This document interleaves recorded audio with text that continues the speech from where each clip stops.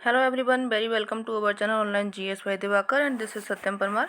Friends, आज का अपना जो सेशन रहने वाला है इसमें ज्योग्राफी के क्वेश्चन डिस्कस करेंगे जो आपके टॉपिक वाइज रहने वाले हैं। और इसमें अपन लोग यूजीसी नेट, जेआरएफ, सेट और जो आपकी टीजीटी, पीजीटी, यूपीएचईएससी जिन एग्जाम्स में ज्योग्राफी से संबंधित क्वेश्चन पूछे गए हैं उन सभी को आज हम डिस्कस करेंगे और ये टॉपिक वाइज रहने वाले हैं। ठीक है, तो चलिए आज का सेशन शुरू करते हैं। इसमें पहला क्वेश्चन आपका ये यूपी पीजीटी 2021 में पूछा गया था, जिसमें क्वेश्चन है उत्तरी अमेरिका में वास्तविक भू आकृति विज्ञान वेत्ता किसे कहा जाता है। ऑप्शंस दिए गए हैं यहाँ पे आप लोगों के, G K Gilbert, J W Powell, W M Davis and C E Dutton. बताइए आंसर इसका क्या होगा। आप लोग आंसर देने की प्रैक्टिस किया कीजिए, क्योंकि आंसर अगर आप देंगे तो इससे क्या होगा, आप लोगों को अच्छा से आपको क्या होगा, कंठस्थ हो जाएंगे क्वेश्चन। और ये आपकी एक्सप्लेनेशन साथ में दी गई है, आंसर आपको बाद में दिखेगा। देखिए इसका आंसर क्या हो जाएगा, आंसर जो इसका होगा वो हो जाएगा जीके गिलबर्ट। ए ऑप्शन यहाँ पे करेक्ट हो जाएगा। ठीक है, चलिए आगे बढ़िए। इसके व्याख्या देख लीजिए। व्याख्या जरूरी है, क्योंकि व्याख्या से क्या होता है, जब आप एक क्वेश्चन पढ़ते हैं तो उसके साथ में आपके 4 क्वेश्चन अन्य तैयार होते हैं।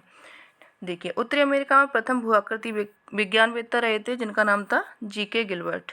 ठीक है, पेडिमेंट शब्दावली का प्रयोग सबसे पहले जो किया गया था वो किया गया था जीके गिलबर्ट के द्वारा। और इन्हीं का एक कथन है, इन्होंने कहा था कि समतल भूमि का जो निर्माण होता है, निर्माण करने के लिए चट्टानों के अपरदन की क्रिया तथा साथ ही भूतल को तलछट से ढकने की क्रिया को समतलन कहते हैं। अब इनका कहने का अर्थ क्या था, जब जो चट्टानें बनती हैं और जो समतल मैदान बनता है वो कैसे बनता है कि भूमि निर्माण की क्रिया भी साथ में चलती है, अपरदन की क्रिया भी साथ में चलती है और साथ में निक्षेपण क्रिया भी साथ में चलती है। तो ये कहा गया था जीके गिलबर्ट के द्वारा। ठीक है, अब जीके गिलबर्ट हैं, इन्होंने स्थल रूप के निर्माण संबंधी कई नियम और गतिक संतुलन सिद्धांत भी दिया गया था। ये आपका क्वेश्चन पूछा जाता है कि जो गतिक संतुलन सिद्धांत है किसके द्वारा दिया गया था, तो वो आप याद रखेंगे जीके गिलबर्ट के द्वारा ये सिद्धांत दिया गया था। ठीक है, चलिए आगे बढ़िए। नेक्स्ट क्वेश्चन देखिए यहाँ पे, निम्नलिखित में से, एक मिनट, हाँ, अरे यार, चलिए नेक्स्ट देखिए यहाँ पे, निम्नलिखित में से कौन भूगोल को मानचित्र बनाने के विज्ञान के रूप में व्याख्या करता है। थेल्स और मिलेटस दिए गए हैं, स्ट्रैबो दिया गया है, इकेटियस दिया गया है, क्लैडियस टोलेमी दिया गया है। ये आपका जो क्वेश्चन पूछा गया है यूजीसी नेट जेआरएफ एग्जाम में दिसंबर 2020 में और फिर से रिपीट हुआ है जून 2021 में। 2 बार लगातार ये आपका जो क्वेश्चन है वो रिपीट हुआ है, तो इम्पोर्टेंट बन जाएगा आप लोगों के लिए। तो बताइए आंसर इसका क्या होगा, कि इसका जो आंसर हो जाएगा, मानचित्र बनाने के विज्ञान के रूप में जो व्याख्या किया था भूगोलवेत्ता, वो हो जाएंगे क्लॉडियस टोलेमी। डी ऑप्शन आप लोगों के लिए करेक्ट हो जाएगा। ठीक है, व्याख्या इसकी देख लीजिए। क्लॉडियस टोलेमी थे, इन्होंने भूगोल को मानचित्र बनाने के विज्ञान के रूप में व्याख्या किया हुआ है। टोलेमी जो थे एक महान खगोल शास्त्री थे। ठीक है, ये भूगोलवेत्ता नहीं थे, ये कौन रहे थे, खगोल शास्त्री रहे थे, जिन्हें खगोल शास्त्र की प्रसिद्ध पुस्तक अल्मागेस्ट, ये पुस्तक पूछी जाती है आप लोगों से कि जो टोलेमी है इनकी फेमस बुक कौन सी रही थी, तो इनकी फेमस बुक जो रही थी वो अल्मागेस्ट के नाम से जानी जाती है। इसकी इन्होंने रचना की थी। प्रेक्षण, अन्वेषण, लेखन के द्वारा टोलेमी, राधे राधे, एक मिनट,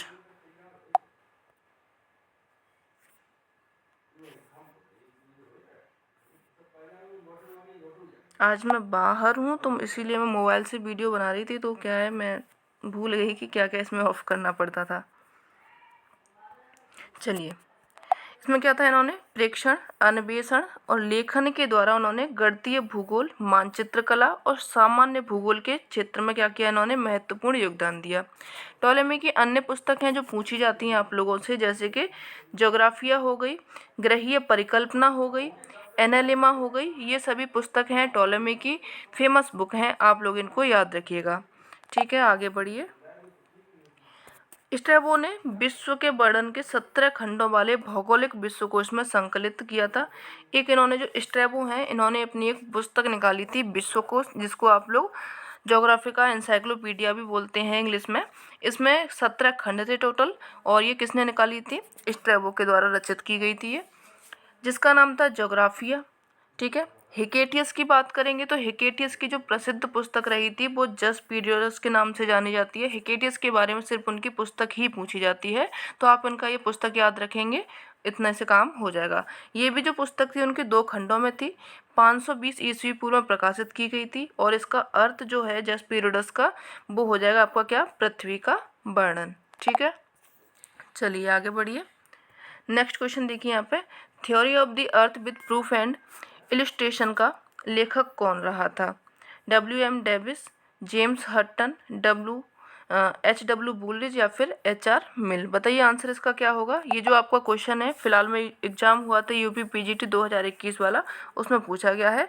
तो ये जो आपका आंसर हो जाएगा यहाँ पे जेम्स हटन हो जाएगा, बी ऑप्शन आपका करेक्ट हो जाएगा।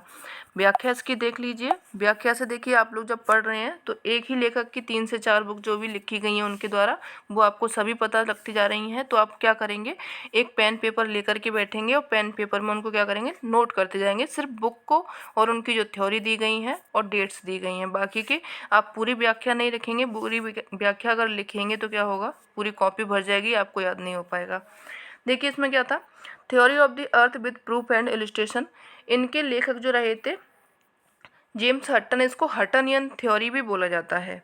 ठीक है, सर्वप्रथम स्कॉटिश भूविज्ञानवेत्ता थे जेम्स हटन। इन्होंने 1785 ईस्वी में, याद रखिएगा कौन सी डेट थी, 1785 ईस्वी।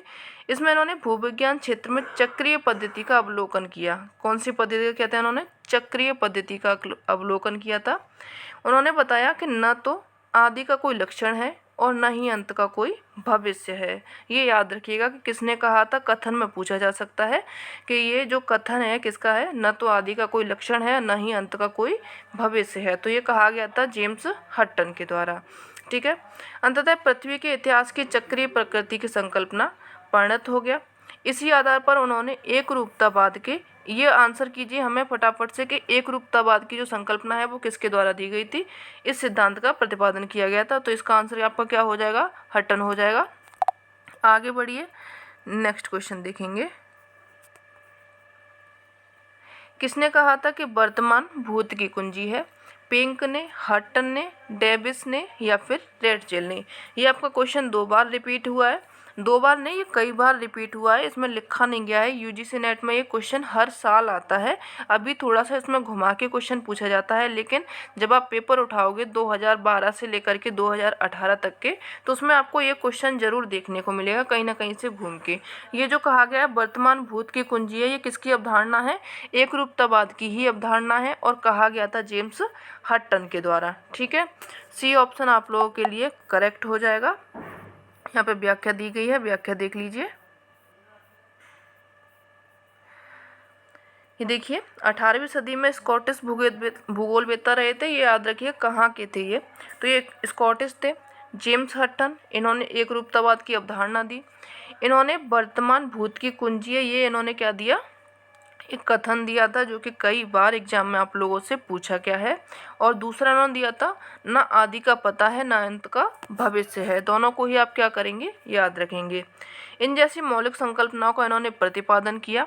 मॉडर्न जियोलॉजी के आधारभूत सिद्धांत का, वर्तमान समय में जो भूगर्भिक प्रक्रम होते हैं तथा नियत कार्यरत हैं, इसका इन्होंने बताया कि किस तरीके से जो आज के समय में जो भी अपन लोग को क्रियाएं देखने को मिल रही हैं, जैसे पर्वत बन रहे हैं, पठार बन रहे हैं, आपके समतल मैदान बन रहे हैं, यही वाली जो प्रक्रिया है वो कुछ सालों पहले, कुछ वर्षों यानी कि जो आपके 200-300 साल पहले भी यही प्रक्रियाएं चलती रहती थी, हजारों साल पहले भी यही प्रक्रिया चलती हैं और हजारों साल बाद भी यही प्रक्रिया चलती रहेंगी। तो इसीलिए इन्होंने जो कहा था जो वर्तमान है वो भूत की कुंजी है, यानी कि अगर अपन लोगों ने आज को जान लिया तो अपन लोग क्या करेंगे, जो अपना पास्ट रहा होगा उसको अपन लोग जान लेंगे। ठीक है, वे ही समस्त भूगर्भिक इतिहास में कार्यरत थे। यही इनका कहना था कि जो आज अपन लोग देख रहे हैं, जो भी क्रियाएं, जो भी अपन लोग को स्थल रूप, बनावट, इंसान जो भी देखने को मिल रहे हैं, वो सब अगर हमने जान लिया तो हमने क्या समझ लिया, इतिहास को समझ लिया। ठीक है, और यही इन्होंने एक रूपतावाद इसका अर्थ हो जाएगा। आगे बढ़िए, नेक्स्ट क्वेश्चन देखिए। निम्नलिखित में से कौन एक भौतिक भूगोल की शाखा है? व्यवहारिक भूगोल, प्रादेशिक भूगोल, मृदा भूगोल या फिर इनमें से कोई नहीं। देखिए भौतिक भूगोल की आपकी फिजिकल ज्योग्राफी में क्या क्या आता है आप लोग बताइए। अभी वैसे नीचे दिया गया है क्या क्या आपके फिजिकल ज्योग्राफी में आएगा। तो यहाँ पे देखिए आपका बी ऑप्शन करेक्ट हो जाएगा। भौतिक भूगोल की बात कर रहा है जिसमें आपके स्थल उपक्रम ये सभी आते हैं भौतिक भूगोल में, जो आपकी क्लाइमेटोलॉजी है, ज्योमोफोलॉजी है और साथ में आपकी ओशियनोग्राफी हो जाएगी, इन्वायरमेंट ज्योग्राफी हो जाएगी। ये सब किस में आती हैं? भौतिक भूगोल के अंतर्गत आती हैं। तो आपकी जो मृदा भूगोल है वो भी किस में आ जाएगी? भौतिक भूगोल में आएगी। तो इस हिसाब से आपका जो ऑप्शन करेक्ट हो रहा है वो बी हो जाएगा। ये भी आपका लेक्चरल एग्जाम मेंस में पूछा गया है 2020 में। व्याख्या इसकी देख लीजिए। मृदा भूगोल है, इसको जाना जाता है भौतिक भूगोल की ही शाखा माना जाता है। भूगोल को दो भागों में बांटा गया है जिसमें पहला हो जाएगा भौतिक भूगोल, दूसरा हो जाएगा मानव भूगोल। अब भौतिक भूगोल और मानव भूगोल में भी इनकी उपशाखाएं बनी हुई हैं जहाँ से आपका ये क्वेश्चन पूछा गया था। देखिए कौन कौन सी हो जाएंगी आपके भौतिक भूगोल की शाखाएं, उनको जान लीजिए। तो जो आपके भौतिक भूगोल है उनको जाना जाता है, देखिए भूगर्भीय भूगोल हो जाएगा, जलवायु विज्ञान है, जैव भूगोल हो जाएगा, नृवंश भूगोल हो जाएगा। ये देखिए नृवंश आप लोगों को लगेगा वंश से कि ये मानव भूगोल में हो सकता है, लेकिन नहीं, ये आपका किसका शाखा हो जाएगी? भौतिक भूगोल की शाखा हो जाएगी। ठीक है, आगे जो आपकी स्थलाकृति भूगोल है, समुद्र विज्ञान है, मृदा भूगोल है, पारिस्थितिकी भूगोल है, ये सभी शाखाएं उप शाखाएं जो होंगी वो किसकी हो जाएंगी? भौतिक भूगोल की हो जाएंगी। अब बात करते हैं आगे मानव भूगोल की कि मानव भूगोल की कौन कौन सी शाखाएं होंगी। तो यहाँ पे आपकी सांस्कृतिक भूगोल हो जाएगा, आर्थिक भूगोल हो जाएगा, प्रादेशिक भूगोल है, राजनीतिक भूगोल है, जनसंख्या भूगोल है एवं आवासीय भूगोल है। ठीक है, ये देखिए आपको कहीं ना कहीं ये रिलेटेड लग रहे होंगे किनसे? जो आपके मनुष्य होते हैं, मानव होते हैं, उनसे रिलेटेड लग रहे हैं। तो ये आप लोग थोड़ा सा रिलेट करके चलेंगे कि ये मानव भूगोल की शाखाएं हो जाएंगी। बस इसको थोड़ा सा याद रखेंगे, नृवंश भूगोल जो शाखा है वो भौतिक भूगोल की है, मानव भूगोल की नहीं है। ठीक है, चलिए आगे बढ़ेंगे। भूगोल विषय में सर्वप्रथम भू ईश्वरत्व शब्द को किसने समावेश किया था? आंसर दिए गए हैं इसमें कार्ल सावर, जॉन म्यूर, जॉन केटलैंड राइट एवं पीटर हैगेट। बताइए आंसर इसका क्या होगा? आप लोग फटाफट से आंसर करिए। चलिए इसका जो आंसर होगा जॉन राइट या फिर जॉन केटलैंड राइट हो जाएगा। सी ऑप्शन आप लोगों के लिए करेक्ट हो जाएगा। और इसको देख करके आगे बढ़ते हैं, व्याख्या इसकी देख लीजिए। भूगोल विषय में सबसे पहले भू ईश्वरत्व शब्द का जो समावेश किया था जॉन केटलैंड राइट ने किया था। जो केटलैंड थे उन्होंने 1938 में कोरोप्लिथ मैप शब्द गढ़ा गया था। सबसे पहले अगर किसी ने कोरोप्लिथ मैप शब्द दिया है तो वो किसके द्वारा दिया गया है? राइट के द्वारा दिया गया है। अगर क्वेश्चन पूछा जाए तो आप लोग थोड़ा सा याद रखेंगे। जबकि जो मैपिंग तकनीक है ये इन्होंने सिर्फ क्या दिया था? शब्द दिया था, शब्द को याद रखेंगे। और जो तकनीक होती है वो अलग होती है, उसको जो बढ़ाने वाला होता है वो अलग होता है। मैपिंग जो तकनीक है इसका इस्तेमाल पहली बार 1826 में किया गया था। वो किसके द्वारा किया गया था? चार्ल्स ड्यूपिन के द्वारा इसका इस्तेमाल किया गया था। ठीक है, मैपिंग तकनीक का। तो इतना आप लोग क्या करेंगे? याद रखेंगे। आगे बढ़िए। यह किसने कहा था कि यह पशुपालन की तरह मानवकृत भूमि पालन है? डी ग्रेग के द्वारा कहा गया था या फिर एल साइमंस के द्वारा, E.W. जिम्मरमैन के द्वारा या फिर H. बर्नहार्ड के द्वारा? ये आपका क्वेश्चन पूछा गया था RPSC असिस्टेंट प्रोफेसर में पूछा गया था। सेकंड जो शिफ्ट हुई थी 2020 में, तो इम्पोर्टेंट है आप लोगों के लिए। तो यहाँ पे क्या आंसर हो जाएगा इसका? एल साइमंस हो जाएगा। बी ऑप्शन आपके लिए करेक्ट हो जाएगा। ठीक है, यहाँ पे मेरे पास ये जो टॉपिक वाइज क्वेश्चन है कम से कम 4000 के करीब में क्वेश्चन है। अगर आप लोग चाहते हैं तो कमेंट कीजिए कि हाँ हमें सभी क्वेश्चंस करा दीजिए, तो मैं आपको सभी क्वेश्चंस करा दूंगी। ठीक है, आंसर इसका देख लीजिए। व्याख्या है, एल साइमंस ने कहा था कि यह पशुपालन की तरह ही क्या है? मानवकृत भूमि पालन है। साइमंस जो रहे थे उन्होंने 1968 के अनुसार कृषि भूगोल मनुष्य द्वारा भूमि पर कृषि का भूगोल है। यानी कि जो कृषि भूगोल की इन्होंने व्याख्या करी थी वो किस तरीके से करी थी कि जो मनुष्य भूमि पर जो कृषि करता है वही एक भूगोल है। कृषि भूगोल कृषि कार्यों के स्थानिक वितरण, उनके पारस्परिक संबंध तथा अन्य स्थानिक तत्वों से पारस्परिक क्रियाओं का विश्लेषण करके प्रादेशिक स्वरूप की व्याख्या करने वाला विज्ञान है। यानी कि जो आपके संबंध स्थानिक वितरण बने हुए हैं उनमें क्या क्या, जब अपन कृषि करते हैं तो अपन क्या क्या उनमें संबंधों को दर्शाते हैं, जैसे कि सिंचाई करते हैं, बीज बोते हैं, उनमें खाद्य सामग्री डालते हैं, ये सभी करके, और जो इंसान उसमें लगते हैं, साथ में उसमें जो मशीनी क्रियाएं लगती हैं, इन सभी का क्या करते हैं, व्याख्या किया जाता है। तो वो आपके क्या हो जाएंगे, कृषि भूगोल के अंतर्गत आ जाएंगे। कृषि वर्तमान समय में क्या है, एक उद्यम साधन है जिसका मूल उद्देश्य क्या है, लाभार्जन है। कृषि इंसान क्यों करता है, क्यों, उसका पेट भर सके, पेट भरने के बाद में भी उसको क्या हो सके, लाभ हो सके, वो अपनी कुछ पूरी साल के लिए बचत कर सके, इसलिए इंसान क्या करता है, खेती करता है। अगर उसको बचत नहीं होगी, उसकी लागत ज़्यादा लग जाएगी, उसको खाने के लिए भी मतलब इतनी पूर्ति नहीं पड़ पाएगी कि वो बाहर से खरीदना पड़े, तो ये आपका क्या हो जाएगा, वो इंसान कृषि से संतुष्ट नहीं रहेगा। तो कृषि जो वर्तमान समय का आधार क्या है, लाभार्जन का मेन उद्देश्य हो गया है। इसीलिए लोग क्या करते हैं, हाइब्रिड बीजों का इस्तेमाल कर रहे हैं। क्यों, क्योंकि उनकी पैदावार ज़्यादा हो सके और उनका व्यापार ज़्यादा हो सके। व्यापार ज़्यादा होगा तो उनको क्या होगा, लाभ होगा। इस प्रकार कृषि एक क्रमबद्ध उद्यम है जिसे समस्त क्रियाएं उद्देश्ययुक्त रहती हैं। ठीक है, चलिए आगे बढ़ेंगे। चलिए आगे बढ़िए। वो जो पेज था मेरी पीडीएफ वाला, वो अच्छे से नहीं था इसलिए वो ब्लर था, हटा दिया है। आगे वो नेक्स्ट वाले में आप लोग को मिल जाएगा। आगे सीक्वेंशियल ऑक्यूपेंस की संकल्पना का प्रस्तुत किया था, किसने प्रस्तुत किया था, जीन गॉटमैन के द्वारा, पैट्रिक गेडीज के द्वारा, हैगस्टैंड के द्वारा या फिर विटलसी के द्वारा। तो जो आपका सीक्वेंशियल ऑक्यूपेंस की संकल्पना है ये प्रस्तुत की गई थी विटलसी के द्वारा। डी ऑप्शन आप लोगों के लिए क्या हो जाएगा, करेक्ट हो जाएगा। काफ़ी पुराना क्वेश्चन है, नया रिपीट हो सकता है, इसलिए आप लोग याद रखेंगे, क्योंकि विटलसी से जो विटलसी महोदय हैं इनसे आपका क्या होता है, क्वेश्चन हर बार पूछा जाता है। कैसे भी घुमा के उनके कृषि प्रदेश पूछ लिए जाएं या उनका क्रम पूछ लिया जाए तो वो आपसे पूछा जाता है। अभी भी जो आपका नेट एग्जाम हुआ था 2023 दिसंबर वाला, उसमें से भी इनका एक क्वेश्चन आया हुआ है जो सीक्वेंस से लगाने के लिए पूछा गया था। ये जो सीक्वेंशियल ऑक्यूपेंस है इनकी संकल्पना विटलसी के द्वारा दी गई थी। विटलसी ने जो विश्व को वर्ष 1936 में 13 कृषि प्रदेशों में बांटा हुआ है, और इन्हीं 13 कृषि प्रदेशों को क्या करना होता है, सीक्वेंस से क्वेश्चन पूछे जाते हैं। बाकी क्या, कौन सी खेती कहाँ पे इन्होंने बताई थी वो भी पूछी जाती है। तो आप लोग इनको थोड़ा सा डिटेल में पढ़ करके चलेंगे। आगे बढ़िए। थिसेन बहुभुज का सर्वप्रथम प्रयोग किया गया था, किसके द्वारा किया गया था, यीट्स के द्वारा, जॉबलर के द्वारा, बोक के द्वारा या फिर पीटर हैगेट के द्वारा। तो जो थिसेन बहुभुज हैं इसका सबसे पहले प्रयोग किया गया था बोग महोदय के द्वारा। बी ऑप्शन आप लोग का क्या हो जाएगा, करेक्ट हो जाएगा। ये पूछा गया है एमपी असिस्टेंट प्रोफेसर एग्जाम में 2017 में ये पूछा गया है। देखिए इनका और क्या क्या इंपॉर्टेंट है ये देख लीजिए। थिसेन बहुभुज का सबसे पहले जो प्रयोग किया गया था बोग महोदय के द्वारा किया गया था। अब इनके बारे में तो आप लोग को सिर्फ इतना ही जानना है क्योंकि ज़्यादा इनके बारे में जानकारी दी नहीं गई है। पीटर हैगेट से क्वेश्चन ज़्यादा पूछे जाते हैं तो इनके आप लोग देख लीजिए। पीटर हैगेट की एक इन्होंने दिया था locational analysis in human geography, ये इनकी बुक है, बुक पूछी जाती हैं। ज्योग्राफी ऑफ मॉडर्न सिंथेसिस, ये भी किसकी बुक हो जाएगी आपकी, पीटर हैगेट की हो जाएगी।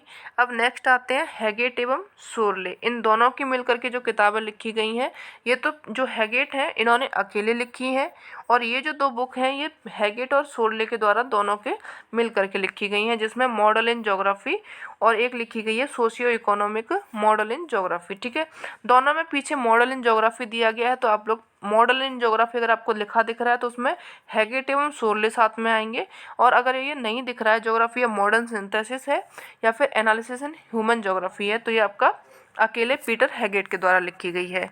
ठीक है, आगे बढ़िए। गुन्नार मेंडल की पुस्तक है एशियन ड्रामा, एक अध्ययन है एशिया में राष्ट्रों की गरीबी का, एशिया में राजनीतिक प्रतिस्पर्धा का, एशिया में नाटक की स्थिति का या फिर एशिया में आर्थिक सहयोग का। बताइए आंसर इसका क्या होगा, आप लोग कमेंट कीजिए।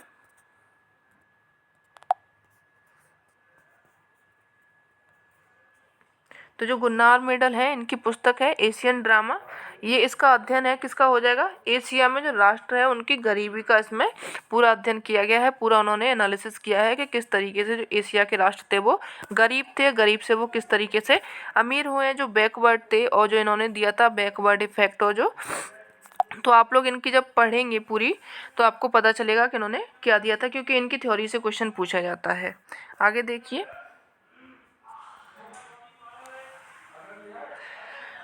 यहाँ पे देखिए जो गुन्नार मिडल है, इनकी पुस्तक थी Asian drama an inquiry of nation into poverty. Asia में राष्ट्रों की गरीबी का इन्होंने एक अध्ययन किया था। जो गुन्नार मिडल हैं, इन्होंने संचयी परिणामी सिद्धांत का प्रतिपादन किया था। ये सिद्धांत पूछा जाता है तो आप लोग याद रख लेंगे। ठीक है, इन्होंने कौन सा सिद्धांत दिया था गुन्नार मिडल ने? इनका था संचयी परिणामी सिद्धांत था।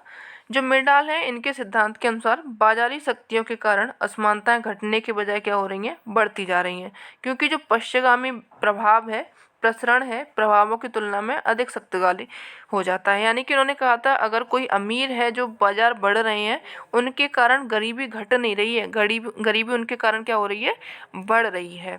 ठीक है, तो ये आप लोग थोड़ा सा इनके बारे में। चलिए नेक्स्ट क्वेश्चन देखिए, भूगोल सभी विज्ञानों की जननी है। ये कथन संबंधित है किससे? प्रेस्टन ई जेम्स से, या फिर रिचर्ड हर्टसोन से, ई हटिंगटन से, या फिर कार्ल लेटर से। ये आपका क्वेश्चन पूछा गया था, जीआईसी प्रवक्ता परीक्षा हुई थी 2018 में, इसमें ये क्वेश्चन आपका पूछा गया है। तो बताइए इसका आंसर क्या हो जाएगा? भूगोल सभी विज्ञानों की जननी है, तो इसका आंसर ए हो जाएगा। प्रेस्टन ई जेम्स हटन हो जाएगा यहाँ पे, सॉरी जेम्स। चलिए आगे देखिए, इनके बारे में ज़्यादा जानकारी नहीं है, इनका सिर्फ यही कथन है, तो आप लोग याद रखेंगे। नेक्स्ट क्वेश्चन देखिए, वर्तमान मानव का आगमन पृथ्वी पर किस युग में हुआ था? आज का जो होमोसेपियंस आप लोगों को देखने को मिलता है, उसका आगमन हुआ था टर्सरी युग में, प्लीस्टोसीन काल में, या फिर इयोसीन काल में, या मायोसीन काल में। तो इसका जो आंसर आप लोग का करेक्ट होगा, जो आज का मानव है, जो होमोसेपियंस है, इसका जो आगमन हुआ था टर्सरी युग से प्रारंभ हुआ था। ठीक है, और जो अभी तक चल रहा है, तो आपका ए ऑप्शन करेक्ट हो जाएगा। ये 2 बार क्वेश्चन पूछा गया है, इंपॉर्टेंट बन जाएगा आप लोगों के लिए। चलिए आगे बढ़िए, निम्नलिखित में से किस काल में मध्य एशिया को मानव जाति का पालना कहा जाता है? मध्य एशिया को मानव जाति का पालना कहाँ पे कहा जाता है? इयोसीन काल में कहा जाता है, प्लीस्टोसीन में, प्लायोसीन में, या फिर आपके होलोसीन में। तो ये जो मानव जाति को कहा जाता है मध्य एशिया का पालना कहा जाता है मध्य एशिया को, तो ये आपका बी ऑप्शन करेक्ट हो जाएगा। प्लीस्टोसीन काल में इसको कहा गया था। व्याख्या इसकी देख लीजिए, मानव शास्त्री हैं, इनके अनुसार एशिया महाद्वीप को मानव का जन्म स्थल कहा जा रहा था। 1992 में जावा द्वीप में जो मानव खोपड़ी प्राप्त हुई थी, याद रखिएगा कौन से द्वीप में हुई थी ये प्राप्त? जावा द्वीप, जो आपका इंडोनेशिया के पास में है, उसमें जो एक खोपड़ी प्राप्त हुई थी, किसकी थी? वो मानव की थी। वो पुरानी थी कितनी? लगभग 5 लाख वर्ष पुरानी थी, जो कि प्लीस्टोसीन काल की थी। इस बात से स्पष्ट होता है कि एशिया मानव का जन्म स्थल है, यानी कि जहाँ से मानव का जन्म हुआ है, तो वो खोपड़ी के हिसाब से लगाया गया है कि वो मानव जो जन्म हुआ है वो कहाँ से हुआ है? एशिया से हुआ है। और यहाँ से बाद में बहुत बड़ी संख्या में मनुष्य यूरोप में गए, अफ्रीका में गए, ऑस्ट्रेलिया में गए, अमेरिका में गए, इन सभी महाद्वीपों में वो क्या करने लगे? फैल गए। जैसे आप लोग का जन्म हुआ था गांव में, आप लोग पढ़ने के लिए बाहर निकले, आपकी जनरेशन बढ़ी, आप लोग के जो जनरेशन आगे वाली है वो कहीं और पे जा कर के फैल जाएगी। तो आपका जन्म कहाँ से हुआ था? उस गांव से हुआ था, तो आपका पालना किसको कहा जाएगा? उसी गांव को कहा जाएगा। ठीक है, इस प्रकार जो एशिया हो जाएगा, एशिया महाद्वीप केवल मानव का जन्म स्थल ही नहीं है, बल्कि यह मानव जाति का पालना स्थान या फिर मानव का क्या हो जाएगा? प्रवास स्थल भी है। बेल्स तथा हक्सले ने मध्य एशिया को मानव जाति का स्थल माना गया है। तो ये आप लोग दोनों के नाम भी याद रख लिएगा, किस किस ने कहा है? बेल्स ने और हक्सले ने कहा है कि जो मध्य एशिया है वो क्या हो जाएगा? मानव जन्म का जन्म स्थल हो जाएगा। आगे बढ़िए, नेक्स्ट क्वेश्चन देखिए, निम्नलिखित में से कौन सी भूगोल की शाखा भौतिक भूगोल की शाखा है? अभी अपन लोगों ने भौतिक भूगोल और मानव भूगोल को जाना हुआ है, तो आपकी कौन सी शाखा हो जाएगी? भूआकृति विज्ञान आपकी भौतिक भूगोल की शाखा हो जाएगी। बाकी की आपकी अधिवास भूगोल है, जनसंख्या भूगोल है, कृषि भूगोल है, ये तीनों शाखाएं आपकी जो होंगी वो किसकी हो जाएंगी? मानव भूगोल की हो जाएंगी। सॉरी फ्रेंड्स, आप लोग को थोड़ा सा शोर आज सुनाई दे रहा होगा, इसलिए मैं थोड़ा फास्ट भी चल रही हूँ, क्योंकि मैं घर पे नहीं हूँ और यहाँ पे क्लास आप लोग की होना ज़रूरी है। चलिए, इसका आंसर सी हो गया था, भूआकृति विज्ञान है। आप लोग ने ये देख ही लिया है कौन कौन सी शाखा किस किस भूगोल की हो जाएंगी, तो ये आपको समझाना नहीं है। आगे देखिए, यहाँ पे सही कूट का चयन करना है। संकल्पनाएं दी गई हैं और उनके प्रतिपादक दिए गए हैं। कौन से प्रतिपादक किससे संबंधित हैं? तो अभी अपन लोगों ने एक रूपतावाद की संकल्पना पढ़ी, तो ये आप लोग क्या करेंगे, फटाफट से इसको टिक कर देंगे, ए में लगा देंगे। और जो आपकी आधार तल की संकल्पना है, ये आपकी दी थी किसने? पॉवेल के द्वारा। प्रवर्तित जो सरता है, इसकी अवधारणा दी गई थी जी.के. गिलबर्ट के द्वारा। पेन प्लेन शब्द दिया गया था क्रिकमे के द्वारा। आपका ऑप्शन जो करेक्ट हो रहा है वो ए हो जाएगा। ठीक है, ए ऑप्शन आपका करेक्ट है। आगे बढ़िए, ये आप लोग देख लीजिए। यहाँ पे एक रूपतावाद हट्टन के द्वारा दिया गया था। आधार तल की संकल्पना पॉवेल के द्वारा दी गई थी। प्रमाणित सरता की जो संकल्पना है वो दी गई थी गिलबर्ट के द्वारा। पेन प्लेन की संकल्पना क्रिकमे के द्वारा दी गई थी। आगे बढ़िए, फिर से देखिए वही क्वेश्चन आपका रिपीट हुआ है। भूतकाल की कुंजी वर्तमान है या फिर वर्तमान की कुंजी भूतकाल है, दोनों बात एक ही है। यह वाक्यांश किस अवधारणा से संबंधित है? वही क्वेश्चन है लेकिन उसको घुमा करके दिया गया है। पहले ये पूछा था कि ये किसने दिया था, अब पूछा गया है कि अवधारणा से संबंधित है। तो अभी अपन लोगों ने पढ़ा हुआ है इसके पूरे बारे में कि ये एक रूपतावाद से संबंधित हो जाएगा। यहाँ पर सिर्फ एक ही दिया गया है, लेकिन ये जो क्वेश्चन है आपका कई बार रिपीट हुआ है। जब आप PYQs हटा करके देखेंगे सिर्फ किसके, UGC नेट के, तो उसमें ये क्वेश्चन भर भर के पूछा गया है। आप लोगों के लिए बहुत इंपॉर्टेंट बन जाता है ये वाला क्वेश्चन। ठीक है, और रट जाएगा। आप लोग इतने क्वेश्चन सॉल्व कर लोगे तो रट भी जाएगा। ठीक है, तो आज का अपना ये सेशन सिर्फ यहीं तक रखेंगे। और कैसा लगा ज़रूर बताइएगा। Thanks for watching.